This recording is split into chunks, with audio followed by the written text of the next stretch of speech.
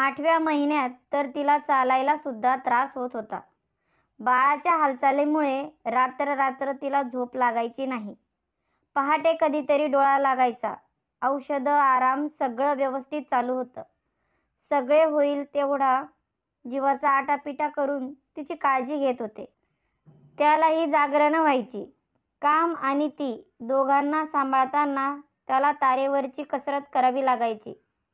पायऱ्या चढताना त्रास नको म्हणून तिला खालच्या खोलीत शिफ्ट केलं होतं. तिथून आईची खोलीही जवळच होती.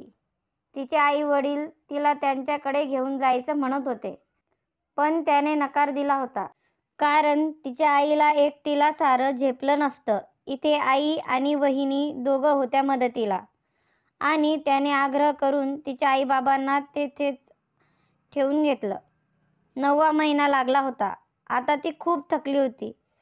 चेहरा अगदी उतरला होता. तो जास्तीत जास्त वेळ तिच्याजवळ असायचा. डॉक्टरांनी 3ऱ्या आठवड्यातली तारीख दिली होती. त्याने 1 महिन्याची आगाऊ सुट्टी काढली होती आणि ती रात्र शेवटी आलीच.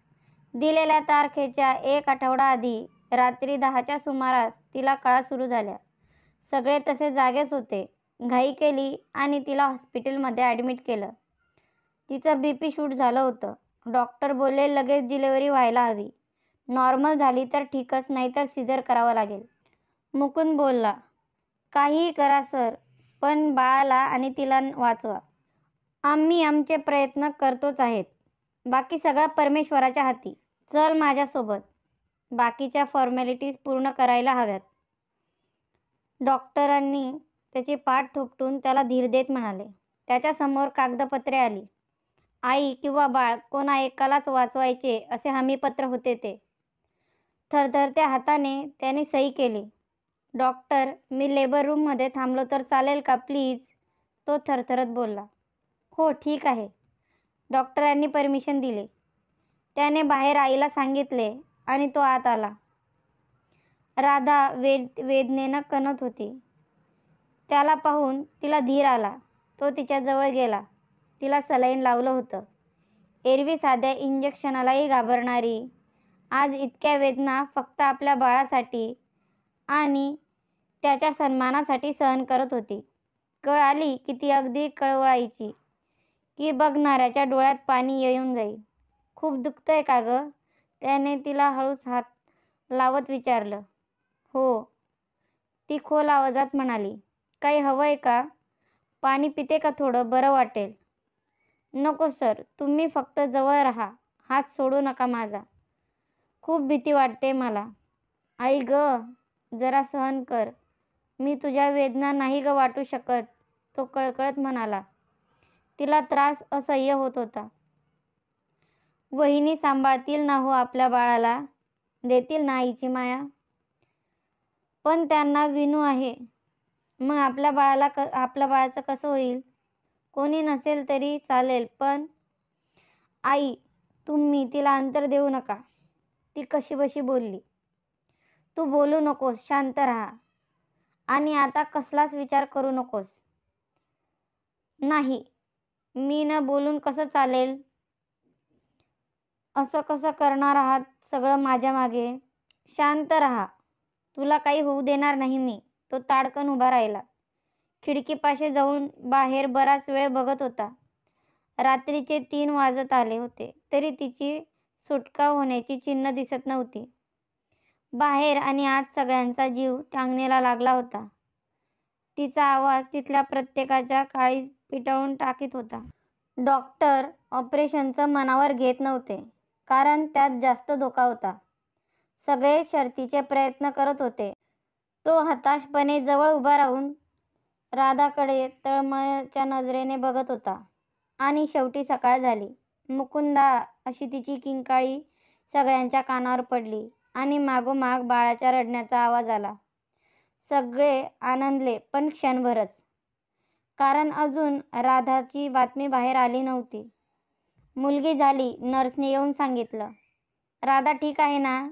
बाबांनी धीर करून विचारलं. ते डॉक्टर सांगतील, असं सांगून ती निघून गेली. आत राधा घामाघूम झालेली, उशी आवळलेल्या मुठी सैल झाल्या. डॉक्टर, माझं बाळ कसं आहे? अगदी तुझ्यासारखं गोंडस आहे बघ. मुलगी झाली तुला, असं म्हणत डॉक्टरांनी बाळाला तिच्या छातीवर ठेवलं. तो निष्पाप जीव तिला बिलगला आणि आई समजून घेण्याचा प्रयत्न करू लागला. तो जवळच उभा होता. त्याचा हात हातात घेत ती म्हणाली, मुकुंदा, बाबा झालात तुम्ही. लेक दिली मी तुम्हाला, सांभाळा तिला. असं म्हणता म्हणता तिची शुद्ध हरपली. डॉक्टरांनी बाळाला नर्सकडे दिलं. राधाला चेक केलं आणि मुकुंदसोबत बाहेर आले. सगळे डोळ्यात प्राण आणून वाट पाहत बघत होते. डॉक्टर उसासा टाकत म्हणाले, राधा कोमात आहे. अजून तिच्यावर वरचा ढोका टळलेला नाही. डॉक्टर, ती शुद्धीवर कधी येईल? वहिनी विचारत होत्या. ते आत्ताच नाही सांगू शकत. काही टेस्ट कराव्या लागतील. उद्या रिपोर्ट आल्यावर सांगू, डॉक्टर म्हणाले. आणि बाळ? आईने विचारलं. बाळ अगदी हेल्दी आहे. थोड्या वेळाने तिला भेटू शकता. नर्स घेऊन जाईल तुम्हाला. 3 दिवस झाले तो हॉस्पिटलमध्येच तिच्याजवळ बसून होता. शेवटी दादाने त्याला कन्व्हिन्स केलं आणि घरी पाठवलं. तो थेट रूममध्ये आला. दरवाजा लावून घेतला आणि तो कोसळलाच. पूर्ण रूमभर तिच्या आठवणी पसरल्या होत्या. त्याच्या मनातली राधा आता त्याच्या डायरीतून त्याच्याशी संवाद साधत होती. सगळे लहान लहान प्रसंग त्याच्या डोळ्यासमोरून जात होते. तिथे आणखीन एक डायरी पडलेली होती, पण ती त्याची नव्हती हे त्याला कळलं होतं. त्याने ती उचलली आणि पहिलं पान उघडलं आणि त्याची नजर अक्षरावरनं फिरली. ती राधाने लिहिली होती हे त्याला कळायला वेळ लागला नाही. तिची सुरुवात अशी होती, प्रिय मुकुंदा, लग्नानंतर लिखाण सुटलं असं नाही म्हणणार, पण काही कारणास्तव राहून गेलं. पण आज वाटलं की लिहावंसं, तुमच्यासाठी आणि आपल्या पिल्लूसाठी. आपल्या बाळाची बातमी जेव्हा आली तेव्हाच तुमच्या चेहऱ्यावरचा आनंद आणि त्यानंतर डॉक्टरांनी केलेल्या टेस्टनंतरचा तणाव आणि टेन्शन मला जाणवत होतं. पण मी तरी काय करणार? तेव्हा मी फक्त तुमची राधा नव्हते, आपल्या येणाऱ्या चिवताईची आईसुद्धा होते. मी घेतला एक निर्णय. माझ्या प्रत्येक निर्णयाला तुमचा पाठिंबा होता आणि याही निर्णयाला आहे हे मला त्या रात्रीच कळलं आणि मी निर्धास्त झाले होते. आठवलं का? रात्रीच्या चांदण्यात मला नीट झोप लागली की नाही याची खात्री करून अलगद माझ्या पोटावर हात ठेवून बाळाशी साधलेला पहिला संवाद आठवतोय का? आणि अशा अनेक आठवणी तिने टिपून ठेवल्या होत्या. बाळाच्या हालचाली, पोटात मारलेल्या पहिली लाथ, त्या दोघांचा अबोला, त्यांनी मूकपणे अगदी तत्परतेने घेतलेली काळजी आणि त्याची रोजची होणारी तगमगसुद्धा तिने अचूक टिपली होती. शेवटचं पान डोहाळे जेवणाच्या दिवशीचं होतं. त्यानंतर डायरी कोरी होती, कारण त्या दिवसानंतर ती त्याला खचलेलं पाहून दिवसेंदिवस मलूल होत होती. शेवटी अंथरुणात होती. तो बराच वेळ ती डायरी उशाशी कवटाळून बसला. आज आठवडा उलटला. तो हॉस्पिटलमध्ये तिच्याजवळ बसून होता. डॉक्टर नुकतेच येऊन गेले. आठवडाभर त्याचं स्वतःकडे अजिबात लक्ष नव्हतं. दादा जेवणाचा डबा घेऊन यायचा. पुन्हा सकाळी डबा परत न्यायला आले असता रात्रीचं जेवण तसंच पडलेलं असायचं. पण त्याच्या दीनवाण्या अवस्थेकडे पाहता त्यांना धड रागवता सुद्धा यायचं नाही. जबरदस्ती घरी पाठवलं तरी तिथेही काही वेगळी परिस्थिती नसायची. तो स्वतःला रूममध्ये कोंडून घ्यायचा आणि राधाच्या वस्तू घेऊन निहाळत बसायचा. रात्र त्याच्या डोळ्याला डोळा नसायचा. सतत त्याला बेडवर निपचित पडलेलं त्याची राधा दिसायची.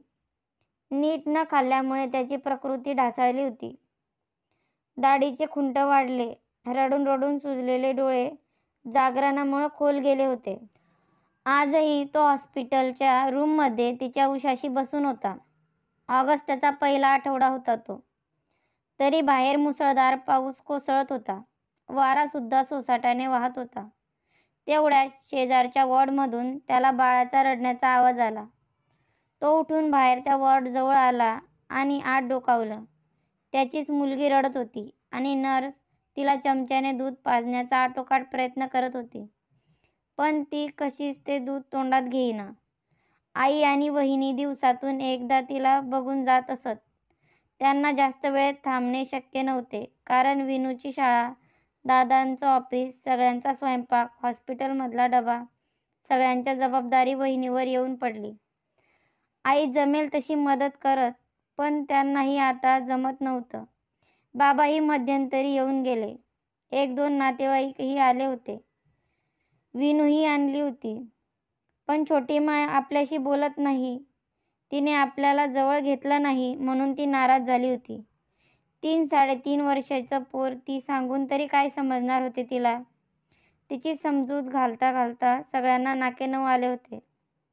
राधाला बरं नाही हे सांगितल्यावर जरा वरमली होती ती. द्या तिला माझ्याकडे, दरवाजात उभं राहून तो म्हणाला. आवाजासरशी नर्सने मागे वळून पाहिले. तिने पाळण्यातून बाळाला उचललं आणि त्याच्याकडे दिलं. तिला उशाशी कवटाळून तो तिच्या रूमच्या दिशेने गेला.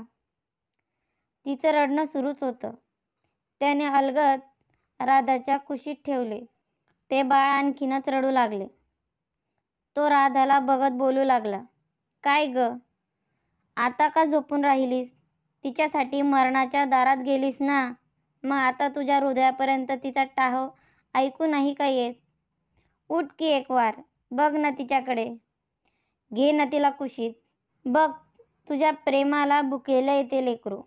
आणि मी, माझं काय प्रेम केलंस माझ्यावर, साथ दिलीस, मग आज का?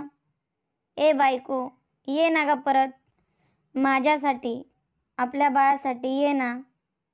नाही ग, आता सहन नाही होत, असं म्हणत तो गुडघ्यावर बसून चेहरा हातात लपवून रडू लागला. तेवढ्यात बाळाचं रडणं बंद झाल्याचं त्याच्या लक्षात आलं आणि हुंकार त्याच्या कानी पडला. त्याने वर पाहिलं. राधा खालचा ओठ हाताखाली दाबून अश्रू भरल्या डोळ्यांनी बाळाला कुशीत घेऊन पाजत होती. तिला पाना फुटला होता. राधा, तो आनंदाने जवळजवळ ओरडलाच. पिल्लू, पाहिलं का आपले बाबा कसे मुळूमुळू रडतात ते? असं म्हणत ती गालातल्या गालात हसू लागली. तिला हसताना पाहून तो मनोमन सुखावला. त्याची राधा मरणाच्या दारातून परत आली होती. तिच्या जवळ जात त्याने तिला कपाळावर आपलं होठ टेकवलं आणि डॉक्टरांना बोलवायला गेला. फोन करून घरच्यांना बोलावून घेतलं. सगळे येताच डॉक्टरांनी तिच्या जीवावरचा धोका टळल्याची खुशखबर दिली. दुसऱ्या दिवशी डिस्चार्ज घेऊन तिला आणि बाळाला घरी आणलं. 12व्या दिवशी धूमधडाक्यात बारसं पार पडलं आणि नाव ठेवलं मीरा. मुकुंद आणि राधाची मीरा. मीराच्या येण्यानं घर अगदी आनंदून गेलं होतं. तिने मृत्यूच्या दारातनं तिच्या आईला ओढून आणलं होतं. घरातील सगळे खुश होते. मीराचे लाड करण्यात सगळ्यांचे दिवस कसे जात होते हे कुणालाही कळत नव्हतं आणि मीराही दिवसेंदिवस सगळ्यांचं कोड कौतुक ऐकून मोठी होत होती. आता दिवस भरभर जात होते ते कुणालाही कळत नव्हते. काय ग, सगळ्या जुन्या डायऱ्या काढून काय शोधतेस?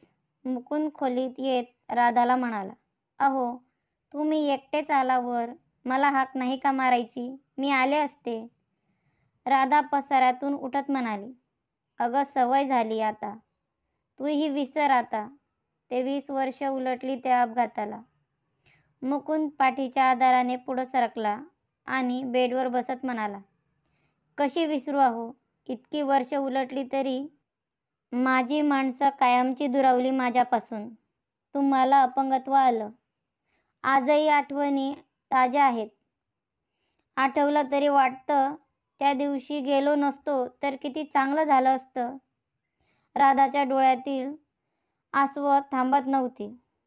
मुकुंद तिच्या डोक्यावरून हात फिरवत तिला शांत करण्याचा केविलवाणा प्रयत्न करत होता. त्या भूतकाळातल्या त्या घटनेची झळ त्यालाच तर जास्त बसली होती. त्याच्या खुणा शरीरावर आणि अवतीभोवती 20 वर्षापासून विखरलेल्या होत्या. दोघेही एकमेकांच्या मिठीत विसावून भूतकाळातला मूकपट आठवत होते. तो दिवस होता 15 डिसेंबर. विनूचा 12वा वाढदिवस. वहिनी माहेरी होत्या. त्यांना पुन्हा दिवस गेले होते. विनूचं आणि मीराचं राधा सगळं जातीने करत होती. विनूलाही आता आईपेक्षा छोटी मालाचा जास्त लळा होता. आणि मीराचं काय, ती इवलीचं खेळणं.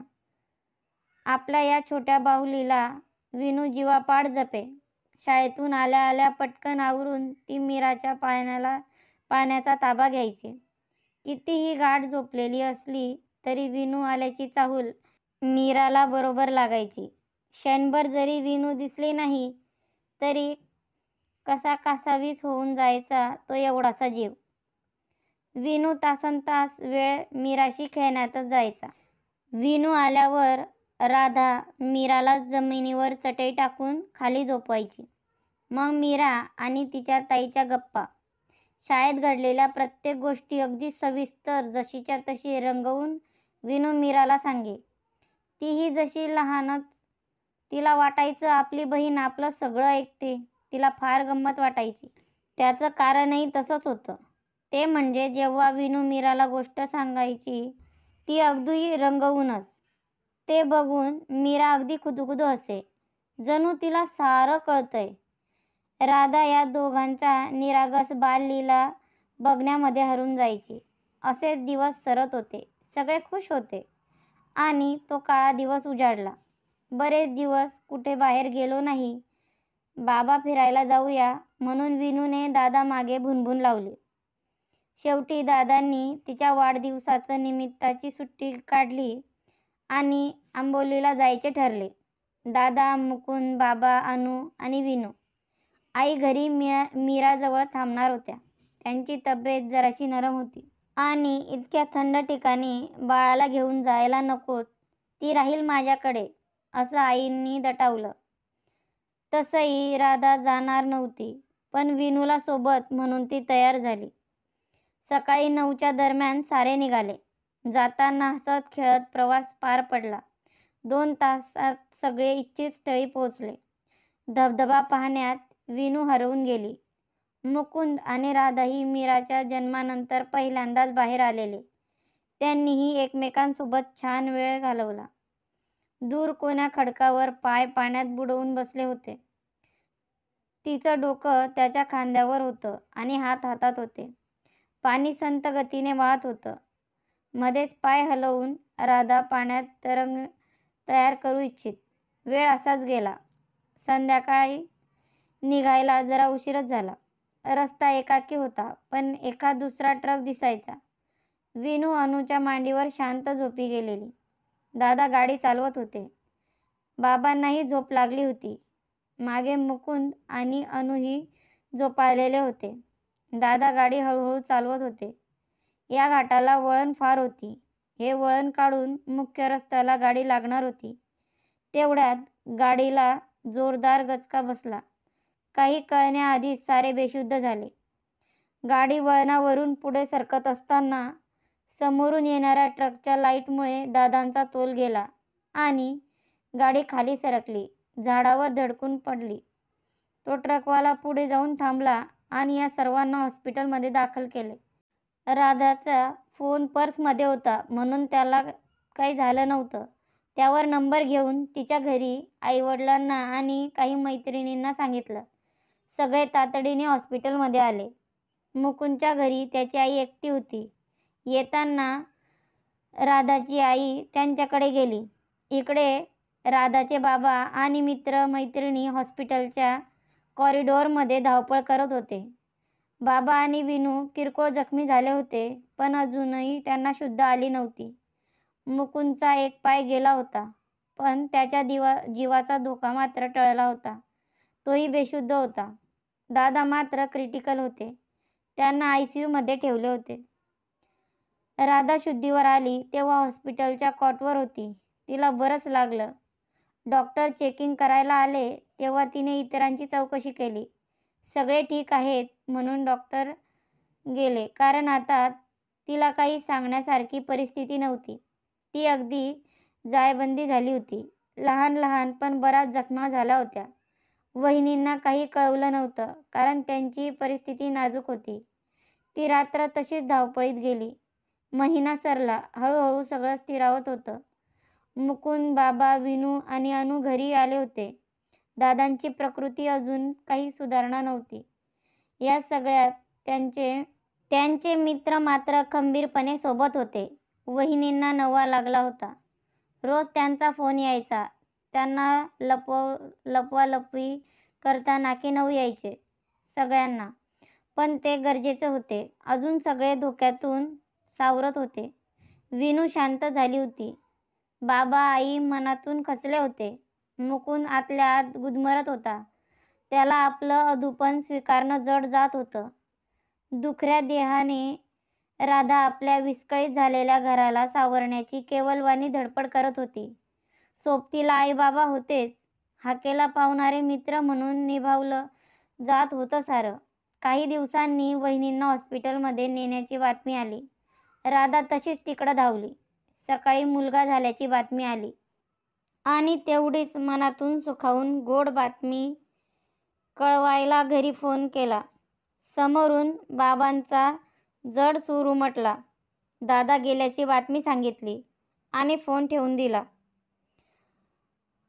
राधाच्या पायाखालची जमीन सरकली. आता नेमकं काय करायचं तिला सुधरत नव्हतं. वहिनींचा निष्पाप चेहरा आठवून एकदम गलगलून आलं आणि नजरेआड असलेल्या त्या इवल्याशा जीवाचं, तर ज्याला या जगात येऊन अवघे काही तासही उलटले नव्हते आणि त्याचं पितृछत्र हरपलं होतं. आत गेल्यावर त्यांना कसं सामोरं जायचं हाच विचार तिच्या डोक्यात राहून राहून येत होता. मन घट्ट करून वहिनींना सामोरी गेली. आस्वाद आठवत कसं तरी काहीतरी बोलली, मात्र त्यांच्या नजरेला नजर देऊ शकली नाही. घरी आली. दादांचं पार्थिव समोर ठेवलं होतं. साऱ्यांचा एकत्र आक्रोश ऐकून सुन्न झाली होती. तिला बघताच विनूने बिलगून, बाबा का उठीत नाही, माझ्याशी का नाही बोलत, म्हणून प्रश्नांचा मारा सुरू केला. पण राधाच्या तोंडातून हुंदक्या वाचून काहीच निघालं नाही. संध्याकाळपर्यंत दादांचा अंत्यविधी आटोपला. घरात आता भयानक शांतता पसरली होती. विनू रडून रडून झोपली होती. दिवस लोटले. वहिनींना घरी आणलं तेव्हा दादांच्या फोटोवरचा हार पाहून त्यांची किंकाळी घरात घुमली अन त्यांना भोवळ आली. शुद्ध आली तेव्हा त्यांचा चेहरा अगदी निर्विकार होता. त्या काही बोलत नव्हत्या. नजर मात्र भिरभिरत होती. डॉक्टर येऊन गेले. त्यांनी त्यांना मानसिक धक्का बसल्याचं सांगितलं. त्या रात्री तिला ठरवून झोपायचं होतं. आज वादळाने उद्ध्वस्त केलेल्या तिच्या घरकुलाला तिला पुन्हा उभारायचं होतं. प्रवास नक्कीच खडतर होता, पण ती आता डगमगणार नव्हती.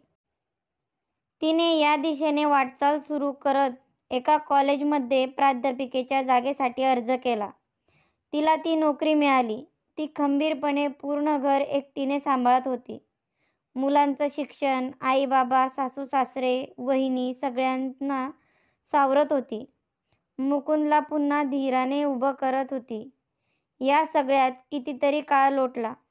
मुकुंद पुन्हा आपल्या हाय सेकंडरीत रुजू झाला. हळूहळू रुळला. विनू डॉक्टर झाली होती. विनीत एक उत्तम चित्रकार म्हणून प्रसिद्ध झाला होता आणि मीरा आई-वडिलांच्या पावलावर पाऊल ठेवून एक उत्तम प्राध्यापिका बनली होती. तिन्ही मुलं लग्न करून वेल सेटल झाली होती. आई-बाबा बरेच सावरले होते. वहिनी शांत झाल्या होत्या. कालच अनु कॉलेजच्या प्राचार्य पदावरून निवृत्त झाली होती आणि आज मुकुंद राधाच्या लग्नाचा 25वा वाढदिवस होता. त्या निमित्ताने सारे जमले होते. तिची पिल्लं घरट्यात परतली होती. तिचा जीवनपटाचा साक्षीदार या सगळ्या डायऱ्या होत्या. त्यात तिने प्रत्येक क्षण टिपला होता. जसा भूतकाळात डोकवावं म्हणून तिने त्या काढल्या होत्या. पण मुकुंदच्या कुशीतच साऱ्या भूतकाळाची उजळणी झाली होती. आज तिच्या आनंदवनात आनंद ओसांडून वाहत होता. आज दोघे समाधानाने एकमेकांच्या बाहुपाशात विसावले होते. कारण आता मुकुंद फक्त त्याच्या राधेचा होता आणि राधा फक्त श्यामरंगी होती. तर मित्रांनो, तुझी माझी ही गोष्ट आवडली असेल तर चॅनलला नक्की सबस्क्राईब, शेअर आणि लाईक करा. धन्यवाद.